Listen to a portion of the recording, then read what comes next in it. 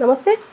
ప్రస్తుతం మనతో పాటు సీనియర్ జర్నలిస్ట్ దాము బాలాజీ ఉన్నారు. ఆయనతో మాట్లాడదాం. నమస్తే సార్. నమస్తే sir, YS Sharmila Congress party దగ్గర అంటే తన సొంత పార్టీ దగ్గరనే 150 కోట్లు తీసుకొని దుర్వినియోగం చేసింది ఈ ఎలక్షన్లో అని చెప్పేసి ఒక వార్త వస్తుంది. అది ఎంతవరకు నిజమయ్యే అవకాశం ఉందంటారు?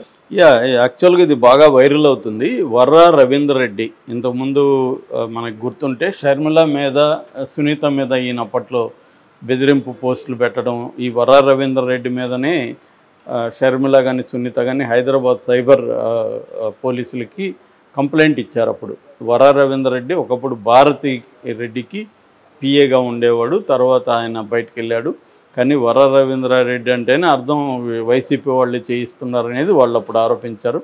బట్ ఆ వర్రా రవీంద్రారెడ్డిని అరెస్ట్ చేయడం కానీ కోర్టుకు పెట్టడం కానీ ఏమి చేసినట్టుగా మనకు కనబడలేదు. ఆ తర్వాత అది ఏమైందో తెలియదు. వర్రా రవీంద్రారెడ్డి అయితే నా పేరుతో ఎవరో చేస్తున్నారు కానీ నేను చేయలేదని అప్పుడు అతను ఎస్కేప్ అయ్యాడు. నిజంగా అతని పేరుతో ఎవరో చేస్తున్నారా లేకపోతే అతనే చేశాడా, అతను సోషల్ మీడియా హ్యాండిల్స్ హ్యాక్ అయ్యాయి, ఇవన్నీ మామూలుగా అయితే సైబర్ సెల్లో విచారించాలి. అదేం విచారించినట్టు మనకి ఎక్కడా లేదు. రెండోది, వాళ్ళు అక్కడ సైబర్ సెల్కి కంప్లైంట్ ఇవ్వకుండా హైదరాబాద్ ఇచ్చారు, అక్కడ నమ్మకుండా. కానీ హైదరాబాద్ సైబర్ సెల్ కూడా దాని మీద ఏం చేసిందో తెలియదు, చేశారా లేదనేది కూడా తెలియదు. అయితే ఇప్పుడు వర్రా రవీంద్రారెడ్డి ఒక పోస్ట్ వైరల్ అవుతుంది. ఆ పోస్ట్లో ఏంటంటే ఈమె షర్మిల కాంగ్రెస్ నుంచి 150 కోట్లు తినేసింది, ఎందుకంటే చాలామంది కాంగ్రెస్ ఫండ్ ఇచ్చారు అని ఒక లిస్టు కూడా అతను ఇచ్చాడు. అదేంటంటే జేడి శీలం 1 కోటి రూపాయలు ఇచ్చాడు, కొప్పుల రాజు 80 లక్షలు ఇచ్చారు, రుద్రరాజు ఆయన 50 లక్షలు ఇచ్చాడు, పల్లం రాజు 1 కోటి రూపాయలు ఇచ్చాడు, చింతామోహన్ 1 కోటి రూపాయలు ఇచ్చాడు, మస్తాన్ 50 లక్షలు ఇచ్చాడు, ఎమ్మెల్యే ఆర్థర్ 50 లక్షలు ఇచ్చాడు, ఎమ్మెల్యే ఎంఎస్ బాబు 50 లక్షలు ఇచ్చాడు, ఎమ్మెల్యే ఎలీజా 50 లక్షలు ఇచ్చారు, మాజీ ఎమ్మెల్యే చిట్టిబాబు 50 లక్షలు ఇచ్చారు, ఎక్స్ఎమ్మెల్యే బొర్రా కృష్ణ 50 లక్షలు ఇచ్చారు. ఈ డబ్బులంతా ఏమైంది? ఈ డబ్బులంతా కూడా ఆమె పై కమిటీకి ఇవ్వలేదు, తనే తినేసింది అనేది ఒకటి. రెండవది, పార్టీ ఫండ్ కూడా ఆమెకు పెద్ద ఎత్తున వచ్చింది. అది ఎమ్మెల్యే అభ్యర్థులకి ఇవ్వమని, ఎంపీ అభ్యర్థులకి ఇవ్వమని, కానీ ఆమె ఎక్కడ ఎవరికి ఇవ్వలేదు. దాదాపు ఆమె 150 కోట్లు ఈ ఎన్నికలు ఉపయోగించుకొని స్వాహా చేసేసింది అనేది ఇప్పుడు ఆమె మీద బలమైన ఆరోపణ చేశారు. దీనికి ఇంకా షర్మిల స్పందించలేదు. షర్మిల కావచ్చు, షర్మిల వైపు నుంచి ఎవరు కూడా ఇంకా స్పందించలేదు. ఈరోజు రేపు ఏమన్నా స్పందిస్తారేమో చూడాలి. అతను చెప్పింది ఏంటంటే మొత్తం చాలా చోట్ల అభ్యర్థుల దగ్గర నుంచి కూడా ఆమె డబ్బులు తీసుకునింది, అభ్యర్థులకు ఫండ్ ఇవ్వలేదు, సీట్ల విషయంలో కూడా కొంతమందికి ఇస్తానని మోసం చేసింది ఆమె అనేది చెప్తున్నారు. అందుకనే కొంతమంది 1, 2 ఒక చోట 2 చోట్ల రెబల్స్గా కూడా కాంగ్రెస్ వాళ్ళు పోటీ చేశారు. సో షర్మిల క్లియర్గా డబ్బులు 150 కోట్లు తినింది అనేది ఈయన రవీందర్ రెడ్డి ఆరోపణ. అయితే ఎందుకు ఇప్పుడు వైసీపీ వాళ్ళు ఎలక్షన్లు అయిపోయినాయి, షర్మిల గొడవ అయిపోయింది, ఇప్పుడు ఎందుకు చేస్తున్నారు అనేది కొంత ఆశ్చర్యకరమే. దీనికి ఒక పాజిబుల్ ఆన్సర్ ఏంటంటే షర్మిల కూడా సైలెంట్గా లేదు. ఎన్నికల తర్వాత అయినా జగన్ మీద తిట్టడం, జగన్ నిందించడం అనేది ఆమె ఆపట్లేదు. మొన్న కూడా అక్కడెక్కడ ఏలూరు దగ్గర మండపేటలో ఒక అమ్మాయిని అత్యాచారం చేసి వీడియో తీసిన విషయం వెలుగులోకి వచ్చింది. దానికి కూడా జగన్ని పర్సనల్గా తిట్టడం, సిగ్గు లేదా, నీకు సిగ్గు తలంచుకోవా, సిగ్గు లేకుండానే తిరుగుతారా, ఇట్లాగా మాట్లాడడం వ్యక్తిగతంగా. ఇప్పుడు ఎక్కడన్నా జరిగినప్పుడు దానికి ఇక్కడ కూడా నేను దీని మీద వీడియో కూడా చేశాను. ఇక్కడ కూడా హైదరాబాద్లో కూడా విపరీతంగా జరుగుతున్నాయి ఇలాంటివి, మనం చూస్తూనే ఉన్నాం. దానికి ఎవరు కూడా మరి ఆమె రేవంత్ రెడ్డికి సిగ్గులేదా అని ఎప్పుడు కూడా పోస్ట్ పెట్టలేదు కదా. ఎందుకంటే రేవంత్ రెడ్డి అన్నిటికీ బాధ్యత వహించలేడు కదా. జరగచ్చు, దాని మీద జరిగిన తర్వాత వీళ్ళు ఎంత రియాక్ట్ అవుతున్నారు, దాన్ని ఎలా తీసుకుంటున్నారనేది చూడాలి.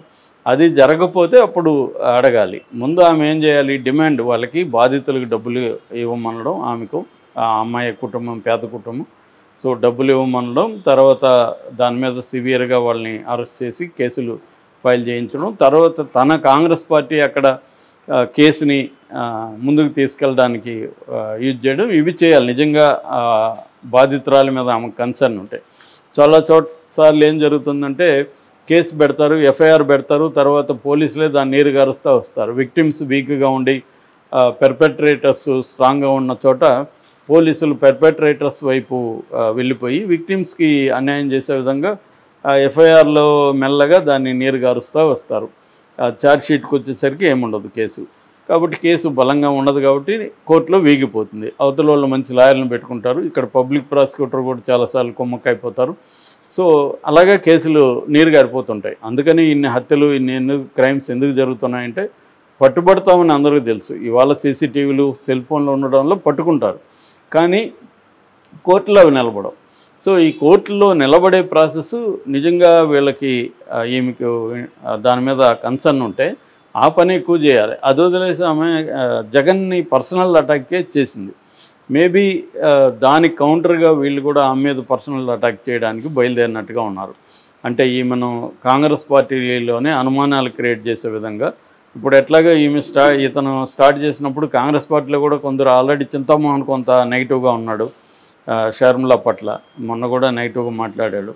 సో అలాగా కొంతమంది మెల్లగా కాంగ్రెస్ పార్టీలోనే ఈమెకి యాంటీ బ్యాచ్ని తయారు చేద్దామనే కార్యక్రమం ఏమైనా ఉందా? ఎందుకంటే షర్మిల ఒకవేళ జగన్ గెలిచినా ఓడినా షర్మిల మళ్ళీ జగన్ మీద ఇది కంటిన్యూ చేస్తుంది ఈ విశేష అటాక్ అన్న అభిప్రాయం వీళ్ళకి వచ్చిందా? అందుకని ఇప్పుడు చేస్తున్నాడా ఇది అనేది చూడాలి మనం. ఎందుకంటే గతంలో కూడా ఎన్నికలప్పుడు కూడా ఆమె మిగతా విషయాలను పక్కన పెట్టి ఓన్లీ జగన్ మీద అటాక్ చేయడం, వివేకానంద రెడ్డి హత్యని ఫోకస్ చేయడం. యాక్చువల్గా తెలుగుదేశం కూటమి కూడా వివేకానంద రెడ్డి హత్యను పక్కన పెట్టేశారు, ఇది పెద్ద పని చేయదని. కానీ ఈ మాత్రం దాన్నే తీసుకురావడం, ఈ ఆమె సునీతారెడ్డిని ఊరూరు ఇల్లు తిప్పడం, తనకు న్యాయం చేయమని అడగడం, చివరి కోర్టు కడప కోర్టు చెప్పినా కూడా ఆపకపోవడం, కోర్టు మీద కూడా హైకోర్టుకి వెళ్ళారు, మళ్ళీ సుప్రీంకోర్టు వరకు కూడా వెళ్ళారు. సో ఇలాగా ఆమె సింగిల్ పాయింట్ ప్రోగ్రామ్ లాగా జగన్ మీదనే ఫోకస్ చేస్తూ వచ్చింది. ఎన్నికలు అయిపోయినాక కూడా ఇప్పటికి కూడా జగన్ మీద వదలలేదు. నిజానికి ఇప్పుడు ఎలక్షన్ కమిషన్ ఆధ్వర్యంలో గవర్నమెంట్ నడుస్తుంది, అయినా కూడా జగన్నే ఆమె టార్గెట్ చేసింది తప్ప ఎలక్షన్ కమిషన్ని డిమాండ్ చేయడం కానీ, పోలీసులను డిమాండ్ చేయడం కానీ, సిఎస్ని డిమాండ్ చేయడం కానీ ఆమె చేయలే. మొత్తంగా ఆమె ఫోకస్ అంతా జగన్ మీదే కనబడుతుంది. సో జగన్ మీద ఒక రకమైన తీవ్రమైన ఆగ్రహం కావచ్చు, హేట్రెడ్ కైండ్ ఆఫ్ ఇది ఆమె దీంట్లో ఈ మధ్యకాలంలో బాగా పెరిగింది.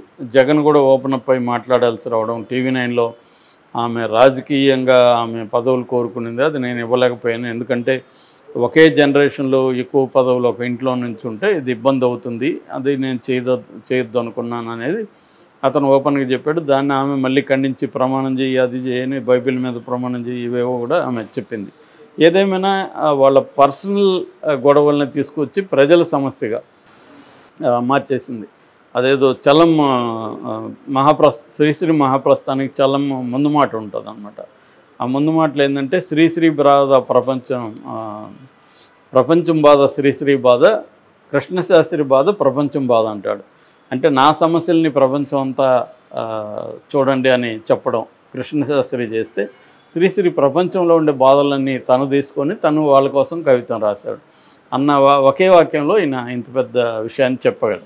అలాగే ఈమె తన బాధని తన సమస్యని ఆంధ్రప్రదేశ్ సమస్యగా మార్చేసే కార్యక్రమం చేస్తుంది. నిజానికి ఆమె రివర్స్ శ్రీశ్రీ లాగా ఆమె చేయాలి. ప్రజల సమస్యల్ని తను ఓన్ చేసుకొని ఆ సమస్యలకి పోరాడే, అది పక్కన పెట్టి ఆమె నాకు అన్యాయం జరిగింది అన్న నేపథ్యంలో జగన్ మీద మాత్రం ఫోకస్ చేస్తుంది. నిజానికి ఇవాళ కాంగ్రెస్కి దేశవ్యాప్తంగా బీజేపీ ప్రధాన శత్రువు.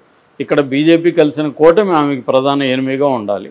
అది వదిలేసి ఆమె ఓన్లీ జగన్ మీదనే చేయడం అంటేనే అప్పుడే చాలామందికి డౌట్లు వచ్చాయి. దానికే వైసీపీ వాళ్ళు కూడా ఈమెను ఇటు చంద్రబాబు ఇటు రేవంత్ రెడ్డి రెచ్చగొడుతున్నారని సాక్షాత్తు జగన్ కూడా ఆరోపించాడు.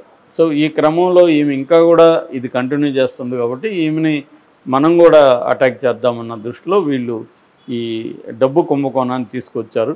మరి ఇది ఇందులో నిజముందా అబద్ధం ఉందా అనేది కాంగ్రెస్ నాయకులు చెప్పాలి. ఎందుకంటే వీళ్ళందరూ ఇచ్చారా లేదా అతను ఇచ్చిన లిస్టు వాళ్ళు ముందుకు వచ్చి చెప్పాలి.